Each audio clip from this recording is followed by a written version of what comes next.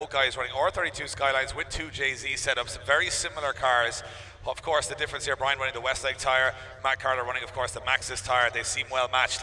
Now, Brian Egan, if he could get on the door here, he would take down the current championship point leader in the British Drift Championship in the first round of the Super Series. Lot to play for here. Carter's got to come in here hot and hope that Brian Egan cannot stick with him. And look at this, they're going for it from the off. Yeah, Matt really needs to try and replicate the lead run that Brian put in, but can Brian better that proximity? Matt Carter running a little bit wide there, and Brian Egan hunting down the door now as they switch it back. Big dive down the inside from Brian Egan. Carter running that little bit wide again, struggling to get those tight inner clips as we see a couple of wheels kicking dirt as they go slightly off course. Again, a big wash wide from both drivers. This one a little bit scrappy. Brian Egan makes a big dive now as he tries to grab a hold of this top 24 battle. Whoa. And work his way back into it. Things heating up already here, Dave, and yeah, that one. We start with fireworks, Ireland versus the UK, but who's going to take first blood in the top 24 here in Watergrasshill? The judges' scores will drop in. And going through to the top 16, it's Brian Egan. Brian Egan goes through to the top 16. Matt Carter coming here as one of the favorites, gets eliminated. Got to come back to you guys in the judging tower. Talk us through it. Yeah, really good chasing there by Brian. Unfortunately, Matt was just way offline on too many occasions. He completely missed clipping point 2, and he was wide on the first and the second hairpin as well. It made it very difficult for Brian to chase, but he did extremely well to maintain that proximity. Really on Matt's door the whole way throughout, and brilliant chasing, especially adapting to a poor lead line. So very well done. Brian scored a heavy advantage of an 8-2 in that second one, taking the win overall. So he moves on to the top 16, move on to our next battle. This is an interesting one. TJ Burney starting to find his feet this weekend in the Zestino Tire 1ASX. He goes up against the car of Anthony Galvin, but driven by his brother Ian Galvin. He's never made it to pro competition before. What if he was to win this and get to a top 16? Both of these guys want it pretty hard. Both of these guys come in as the underdogs, but they go up against each other, and one of them really wants this, Eddie. Wants to get to the parade, wants to get to the main show. Yeah, well, I think not only one of them, I think both of them want it really badly, but we're just seeing like a little bit of delay for Ian Galvin off the line. We'll wait to see what that problem might have been as he now tries to pedal as hard as he can to close the gap that TJ Burney has opened up here. But TJ on a really fast line, as you can just see, doing exactly what the judges wanted. Galvin now starts to close the gap, but did he have to deviate off that qualifying line in order to gain that proximity that we now see that he has? He makes another dive down the inside, kick of dirt there from TJ as he drops a wheel. And this one, it seems as though the difference between both drivers, as Galvin makes another little error at the end, but the difference between the drivers could come down to that slow start from Galvin as he left the line. I'm wondering, was there an issue there with his car? So what we're hearing from the marshals is that it was a stall on the line from Ian Galvin. He stalled the car when the light went green, so that's put him at a disadvantage there. You know what, the slightest of errors, Eddie, can often make the biggest difference, and let's see which way the scores come in, and there you have it, an advantage, a heavy one to TJ Burney, and a pretty obvious one, I think, from our judges, saying that, you know, Ian not really getting into the fight and having to cut the course quite significantly to get back to proximity. So that's exactly how it went down there, and now we got to switch him around with TJ having the advantage. Yeah, big advantage there for TJ now. And so unfortunate for Ian there that it almost was just the start line that cost him, so he's going to have to come in pretty hot here now. Yeah, I mean, through the rest of the circuit, while he may have, sacrificed the line just a little bit to gain that proximity back, he was, there was very few errors, with the exception maybe of just the last bend as well, but just trying that extra bit hard to make those dives. Very unfortunate for him, but a chance to turn it around here in the lead position. TJ will be giving chase. Yeah, no such issues for Ian Galvin this time. Can he pull it out? The car he is driving is a little bit faster. TJ goes very wide and has to shallow it up, and now Ian Galvin, big errors from TJ Burney in the chase position. Yeah, TJ very straight there as he came through that first corner. Now, can he make a dive? Hands some of the advantage back to Galvin, but Galvin now starts to run wide a little bit as they try that tight technical. But look at this, another massive straighten from TJ Burney. Errors on both sides of the draw here. TJ just not able to keep that car on angle, it seems. Yeah, good solid. Could we see Ian Galvin back in this one? It's certainly going to be close when the scores come in, but guys, as they cross the line, put your hands together for TJ Burney and Ian Galvin. Regardless of what way the judges' scores go here, I think Ian Galvin will be definitely kicking himself for that stall on the line, because he definitely looks stronger in the lead position. So let's see which way the scores go and who goes through to our next stage, which is of course the top 16 main event. scores are in. And I can announce that going through to the top 16 is, it's TJ Burney. TJ Burney gets the win, eliminates Ian Galvin. Back to the judges. I think Ian Galvin it was all about that start on the first run, really. Yeah, it was all to do the first run there, Galvin not making it off the line. That last run there was pretty scrappy from both drivers. Nobody really made any sort of advantage over that one. So he scored a 5-5 on the second run. And Burney on the first. So there you have it, TJ Burney moving on to the top 16. Up next, though, we have a massive battle with Oliver Evans, the visiting UK driver, taking on one of the biggest rising stars in Irish drifting, Joe Doyle. He has cemented his name as one of the toughest competitors on the grid, but he's coming up against a man who's never too far away from a little bit of drama. It is Oliver Evans. Oliver Evans in that Washloo S14. It's 15. And the S15 fronted S14. Yeah, you were half right, Eddie. But here we go, UK versus Ireland. And it'll be UK to lead him in as Oliver Evans throws it deep into that first corner, and Joe Doyle now has to start reeling him in, but Oliver Evans watching a little bit, just misses that inside clipping zone. And Joe Doyle, being a little bit left for pace here, is going to start getting himself back into the fight in that Quinn's coach hire red, black and white R33 Skyline. At the moment, Oliver Evans looking very solid and very smooth, and Joe Doyle with a lot of wheel speed but not a lot of actual speed, and that might be hurting him here right now. Yeah, pace really costing Joe Doyle as he struggles to match the fluidity of Oliver Evans, who looks like he has really come into his own here. Yeah, we can barely cloud out the finish line. Guys, give it up for Ollie Evans and Joe Doyle completing that first run. And let's be honest here, I'm imagining that Joe Doyle, would have liked to have been a lot closer to Oliver Evans there. And it looks like that is the exact score that comes in from the judges. 6-4, guys, in favor of Oliver Evans. Yeah, Oliver had a good lead run. He did make a little mistake. He was off clip 2. But equally, Joe, when he initiated behind him, he actually ran the inside line a little bit before coming to clip 2. So those two mistakes kind of cancelled each other out.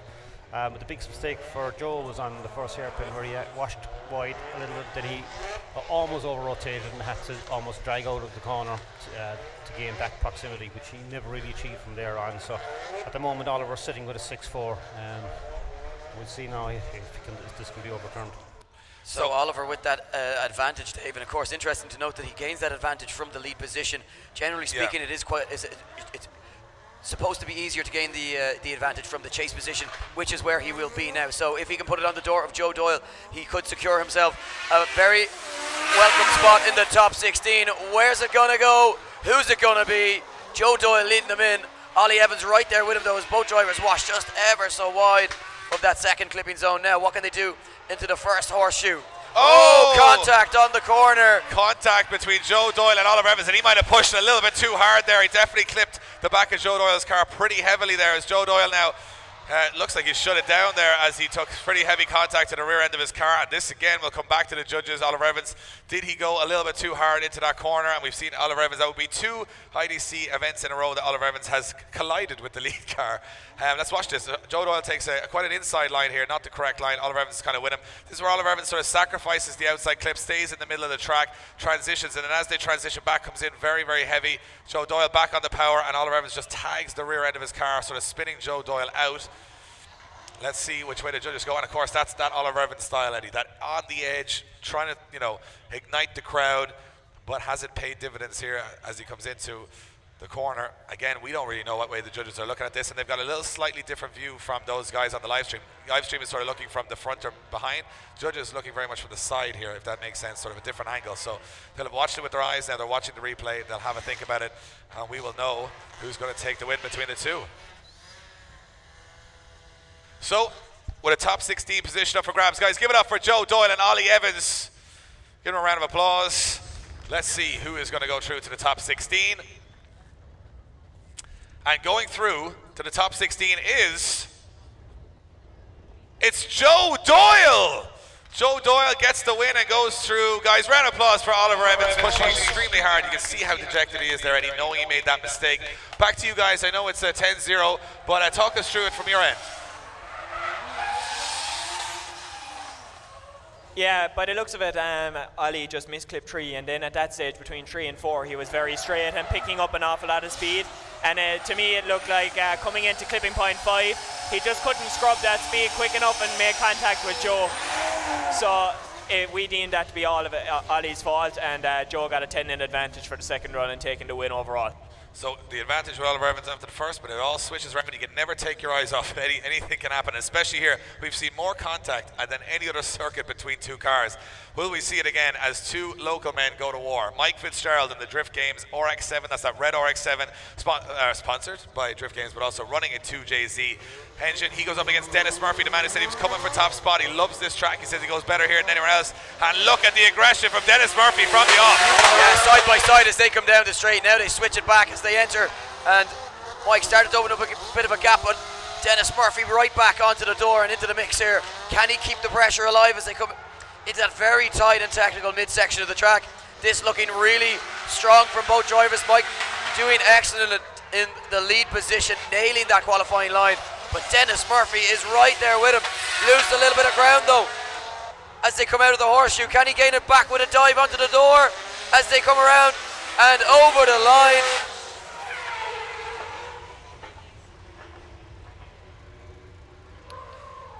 So Dennis Murphy and Mike Fitzgerald, they make their way back to the start line and switch it around. It will be reversed. It'll be Dennis Murphy to lead for the second half of this battle with Mike Fitzgerald to give chase. Judges looking for a replay on this one. And certainly discussing this in grave detail. Very close all the way around.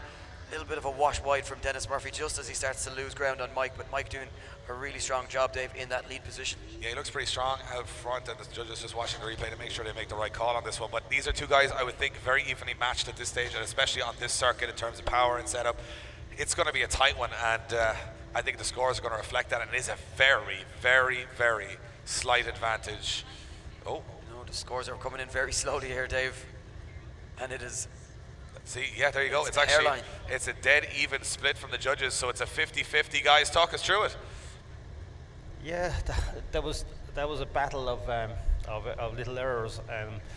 Okay, Dennis is really aggressive on entry and has an advantage until he gets to clip 2, where he makes a very small error, throws away a little bit of that advantage. From there down into the first hairpin, he's nice on first hairpin, right close to Mike, but then he loses ground coming out to the second hairpin, and he trying to recover from there on. So where he had an advantage at that point, from there on he starts to bleed away that advantage, and for me it ended up a 5-5, and my two colleagues here beside me were kind of swaying one way or the other, one to each. Yeah, there you go. So it is going to be a very even split as they come off the line again. Dennis Murphy will be in the lead position in that yellow 180 PS13 front. He goes up against Mike Fitzgerald, and Mike's going to come at it aggressive, but he was too aggressive at Global Warfare. Little gap opens up as Dennis Murphy flies into that first corner at a huge speed, and he is up and gone here. He really is up and gone as Mike Fitzgerald loses his back bumper, but he needs to pull his socks up here as I'm starting to see a little trickle of rain here, Dave. So conditions could be getting a little bit slippy out there as rain begins to fall ever so slightly, but Dennis Murphy is not fazed one bit by any of this. Mike Fitzgerald hasn't been able to bring the fight in the second half of this battle, and Dennis Murphy gets himself over the line. Will he have done enough to secure a top 16 position? The judges' scores are dropping in, and let's see which way it goes. Oh, and it's a close one. Let's see who's going to get the win. Who going through to the top 16 is... It's Dennis Murphy! Dennis Murphy gets the win. High fives from both, or high fives, acknowledgement from both drivers to each other. Good friends behind the scenes, but there you have it, guys. Talk us through it. It was Dennis Murphy on that second run that took it. Yeah, so I mean, that was a good lead from Murphy there. A few little errors, but it didn't really cause any issues for Fitz. Obviously, Mike, he had a good proximity from the start, but he sort of dropped off from there. He missed clip 4, still didn't make it count for him and gain back the advantage, any proximity at all. It's kept losing the ground throughout the run, missing another clip at clip 10 with a big long dragon handbrake into the final hairpin, so had to give the advantage to Murphy there. So it is Dennis Murphy moving through to the top 16. We go on to our next battle, and this is an interesting one. One man is from the north of Ireland, the other is from Abu Dhabi. It's not often these type of people meet in the real world, but they're meeting here in about 1,000 horsepower on the grid. Sultan Al-Qasimi, representing Lunatics by Nature Monster Energy. He has flown this car all the way from the Middle East. He is on your left-hand side. He goes up against Mark McBurney. Mark McBurney giving away about 250 horsepower here to Sultan Al-Qasimi. And this is a very interesting one because neither of these guys have ever met each other in competition before. We don't have any idea what's about to happen next. One, an accomplished driver from the Middle East. The other, a brand new star on the Irish drift scene. Let's see who takes first blood here as they come down the straight. Yeah, well, straight from the off, you can see the aggression here of Al-Qasimi. Oh, but just getting caught and washes ever so wide and off circuit as McBurney drifts off into the distance. Yeah, Mark McBurney not even looking behind him here, just concentrating on that lead run and trying to finish up the course. And of course now we'll have had a little look across and said, well, he's buried in the tyres. That's going to look good for me. And Sultan just coming in a little too hot with a bit too much speed in the chase position. And you know what? Oliver Evans was saying that to us earlier. If you go into the chase position and you have to brake a little bit more than you should because you've come in too fast, you can see how angry he is in the car at making that mistake. And as I mentioned before, there's a lot of expensive carbon fiber bits on that car that have just been kind of torn off today. Comes in too hot, stays on the brakes, and when he goes on the power, it's just too late, and he just ends up into the tires. And that is the risk you take of going very close on that first corner. It certainly is, and you know, it looks as though he's going to take and he is taking a 10-0 disadvantage into the second half of this battle. I mean, it's incredible to think Mark McBurney, you know, this time last year was an unknown in the Irish Amateur Drift Championship, and here he is at the main stage, just being an incredible driver, an incredible new talent, really nice guy, just loves the sport. You can see him, you know, it's so new to him, so fresh to him. He was so enthusiastic in practice. He was throwing in backwards entries. He was having fun. And he goes out there, I think he's got no fear. He's got nothing to prove. And that sometimes can help a driver because you don't have all that weight of expectation on your shoulders. So we're hearing that Sultan is calling a 5-minute rule. Yeah, 5-minute rule called for Sultan Al-Qasimi. So I wonder, as our friend in the paddock, Ian Waddington there, Ian, what's going on? Dave, I'm down here in the pits with Dennis Murphy. Dennis, you just progressed through to the top 16. How are you feeling, mate? Yeah, I was buzzing, just can't wait to get out to the top 16. And the car's finally going great, thank God. And I think we got Shane O'Sullivan next in the top 16.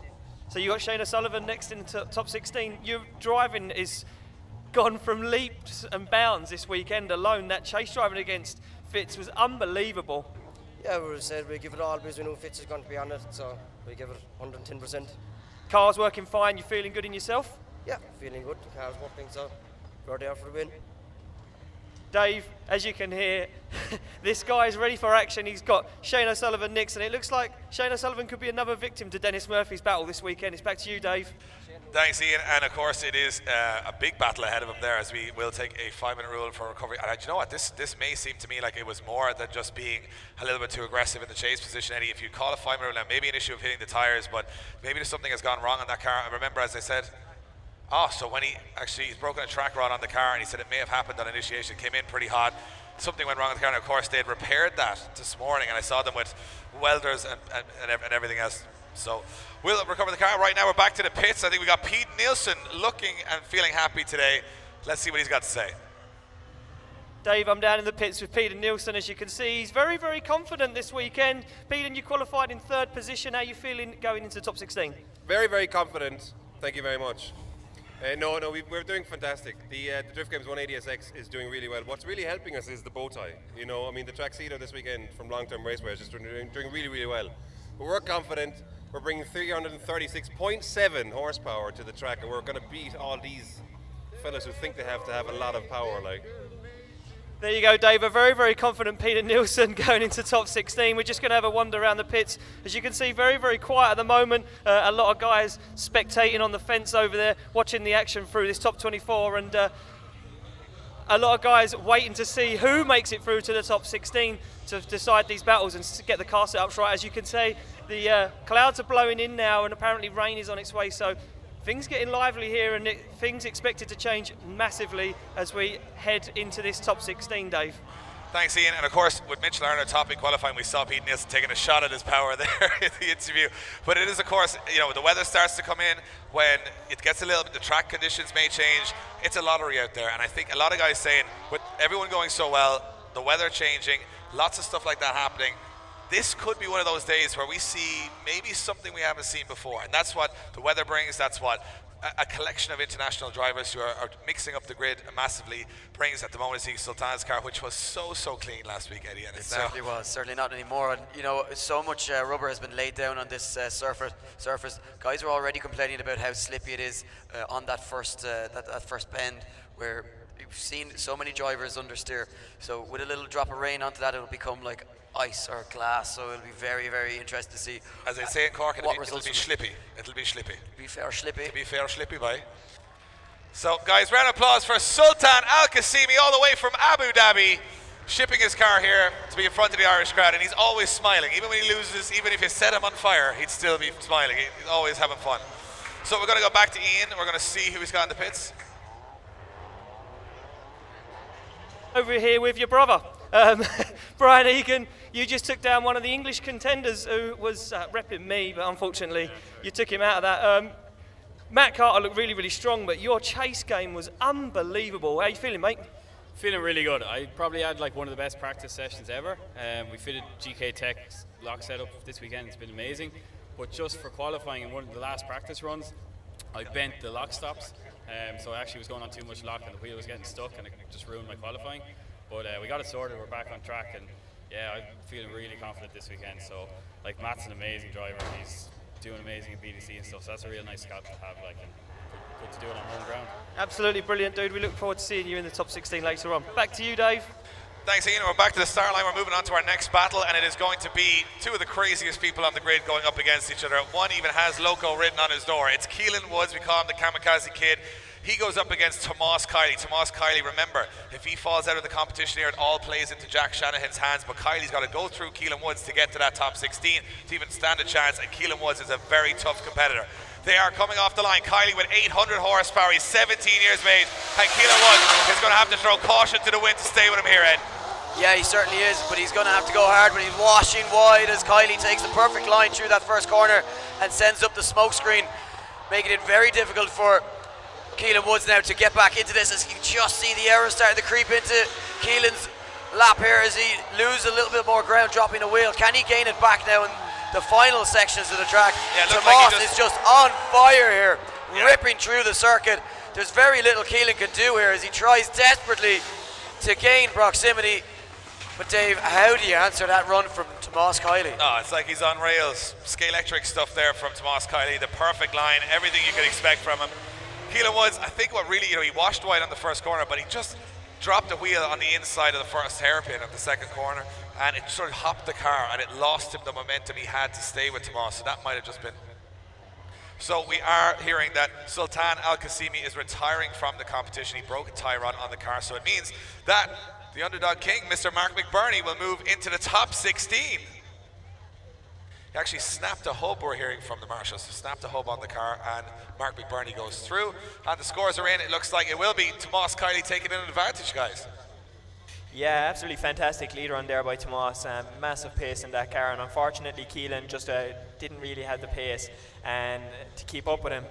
He lost an awful lot of ground just coming out of the first corner towards clipping point 3, and after that then he really couldn't make up that ground, and throughout the lap he was making small mistakes and trying to close in that gap with Tomas, but unfortunately it just didn't work out for him, and because of Tomas's excellent leader on, I scored that as 7-3 advantage to Tomas.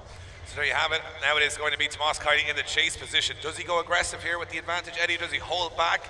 I think I know the answer to that. He's going to go aggressive. He wants to take this one home to the top 16. He's hungry for it this weekend. Now, can Keelan Woods do something spectacular? We've seen these results turn around in an instant. Yeah, sometimes it's easier to go aggressive than to try and hang back. Keelan just ever so slightly washing wide again, struggling to keep the front nose of the car in tight to those apexes. Now both drivers dial on massive angle, but Keelan getting caught.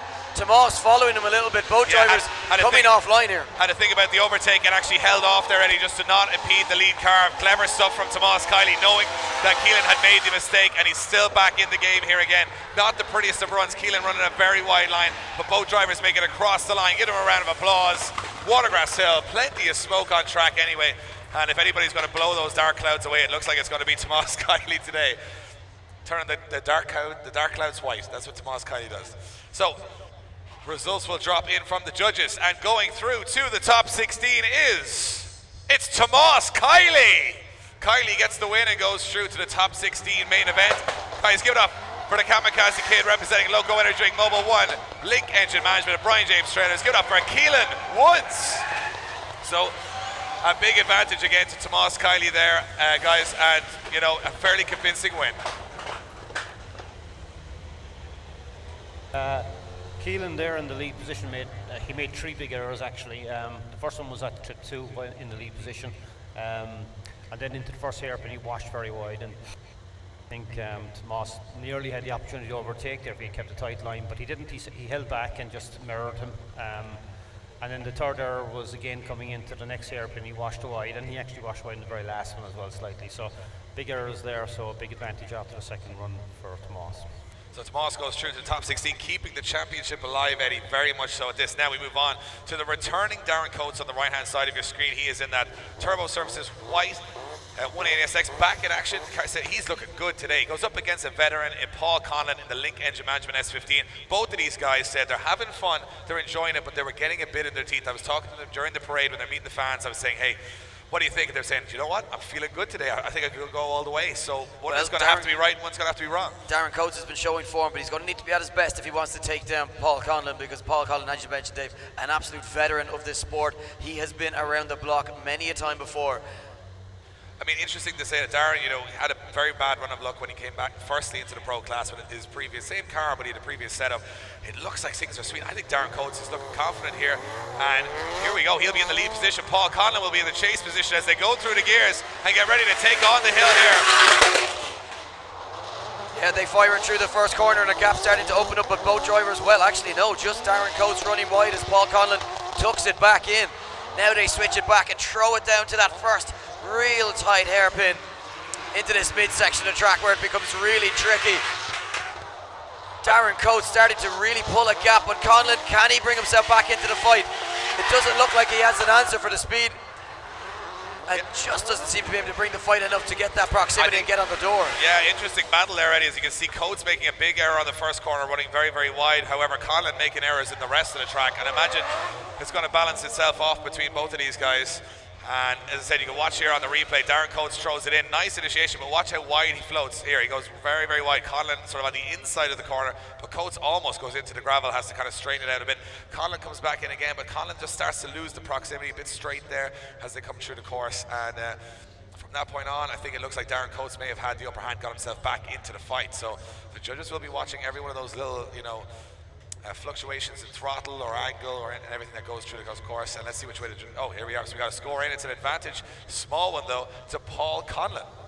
Yeah, it's all mainly for Coates' lead. Wasn't actually very good. He was way off clip 2, and that sort of set it out pretty badly for the rest of the run there. Conlon's proximity wasn't great either, hence he hasn't got a massive advantage. If he'd have kept up, he would have had a lot better, more towards an 8-2, but we've settled on a 6-4 there, advantage to Conlon.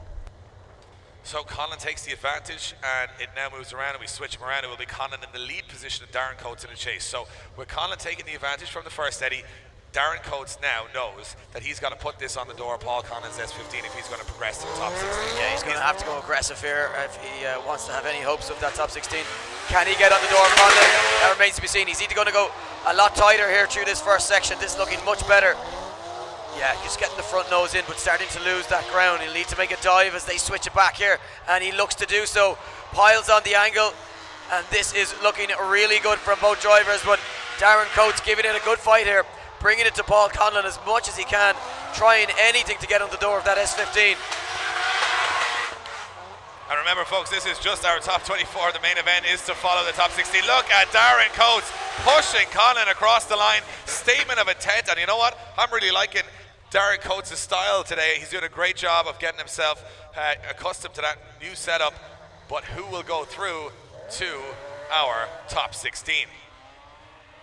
And it's going to be close. Scores drop in. And going through to the top 16 is... it's Darren Coates. Darren Coates gets the win and goes through to the top 16. Paul Conlon is eliminated, and you got to go back to the judges on this one.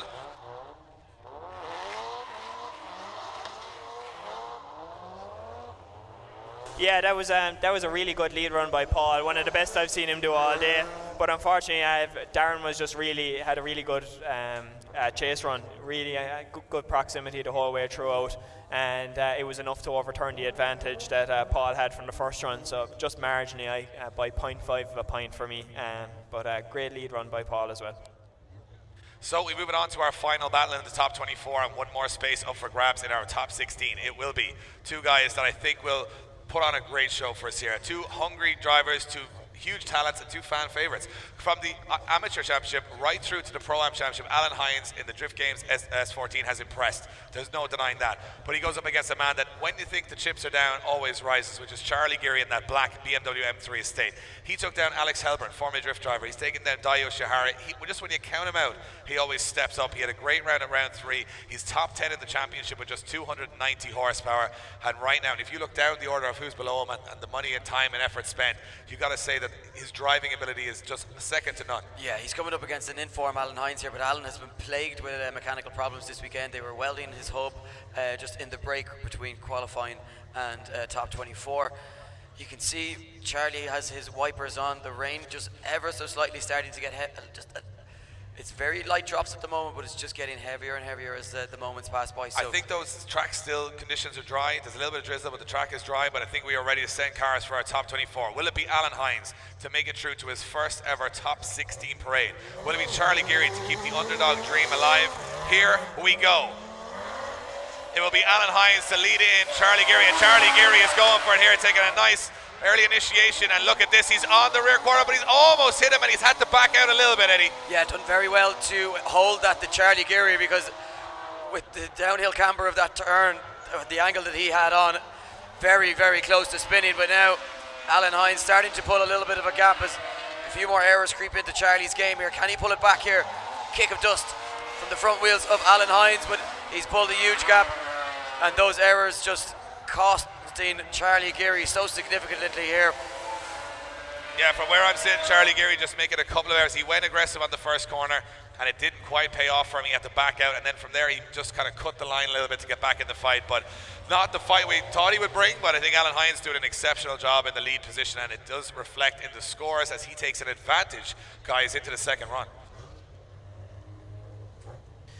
Yeah, so Alan had a really good lead. A couple of little wheel drops on the inside of the first two hairpins there. Obviously, just pulled a massive gap on Geary, and there's no proximity there. Geary was off a couple of clips as well. I think 3 and 4 he barely actually got to. Didn't give him any favours, and so Hines into the next run with a strong advantage of 7-3. Yeah, so now Charlie Geary's in the lead position. He's got to tidy up that line, and Alan Hines is going to try and put this on the door. We saw him absolutely put the door in on Conor Shannon's car to lose the final yesterday. He's not afraid to go aggressive and see the red mist when I think he's going to try and be very aggressive and take this one to the top 16 here. Yeah, with the conditions changing ever so slightly, this one's never over till it's over. So what will we see here as they come down the straight? They're slamming through the gears. A very serious aggression here from Alan Hines, right on the back bumper of Charlie Geary. Now, can they keep it nice and tight? They certainly can to the intersection. Now we watch them switch it back. A big dive now down the inside from Alan Hines. This is where he made contact with Shanahan yesterday in the final, but no such problems getting through the corner this time around. Really tidy line from Charlie Geary in the lead position. Just watches wide. Yeah, Alan Hines gets both drivers making errors there. I said Alan Hines making errors in the chase position, and a little bit offline there as well as Charlie Geary now starts to tidy up. A couple of scrappy elements here, and a really hard fought battle, guys. Give it up for Charlie Geary and Alan Hines. Doing a pretty good job there of getting around a circuit that is very, very technical. But let's watch this one back on the replay. You can see Charlie Geary with a flick feint initiation. Look how close he's running that tire bale on the initiation. Alan Hines doing a good job here of staying in the chase position. And right now, this is a great run from both guys. But this is where Alan Hines, he said he makes a big dive into that corner. And this is just, he starts to lose a little bit of momentum here. Missing clips, both guys running a little bit wide. Alan sort of gets himself trapped here. Initiates very early, and he gets stuck on the inside here. Has to kind of extend it, run a wheel up on the grass. But Charlie Geary runs very, very wide. It's in the balance here. Look, Alan sort of straightens there again, drives up to the next corner. You know what? This could go either way, Eddie. There's a couple of mistakes there. Yeah, I think this one will come down to what happened on the first run as the scores starting to come in here. Yeah, it's going to be a close one as well. A lot of errors. But going through to the top 16 is Alan Hines. Alan Hines goes through to the top 16. Coming back to the judges, tough one to call there, guys. Yeah, a couple of runs there filled with a lot of mistakes.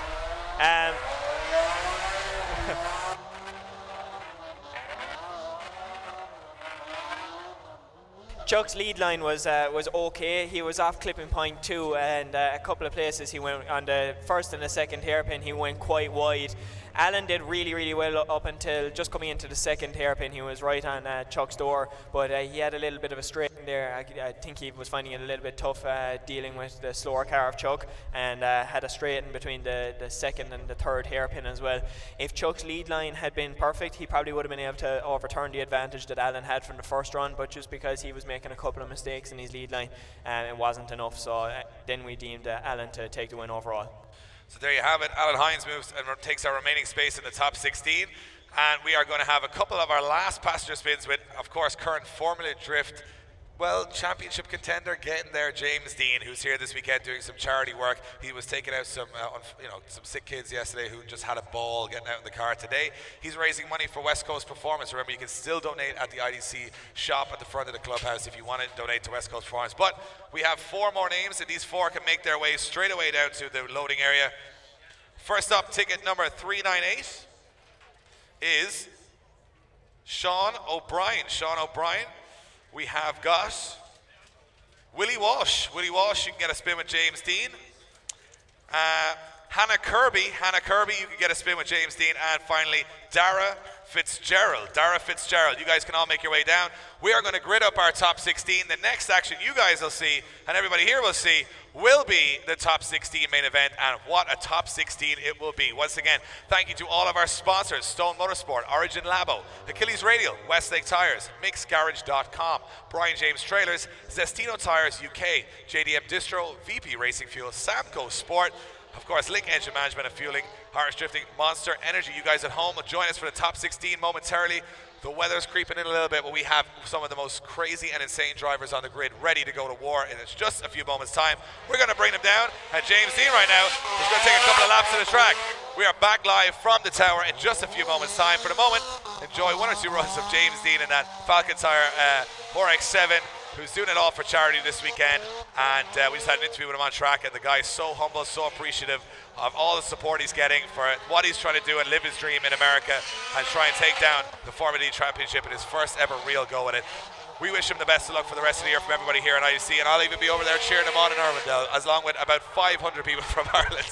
But he's out here doing charity work, Eddie, and we'll be over there waving the Irish flag in Yes, Irwindale. we have our tickets. We'll be sitting right bang slap in the middle of their massive grandstand there in Irwindale. I, for one, cannot wait to see it, because with 2 rounds to go, he has that quite significant advantage, and it's definitely, one way or another, he's going to be in contention coming into that final round. I mean, who would have thought that it was James Dean's to lose in his first year of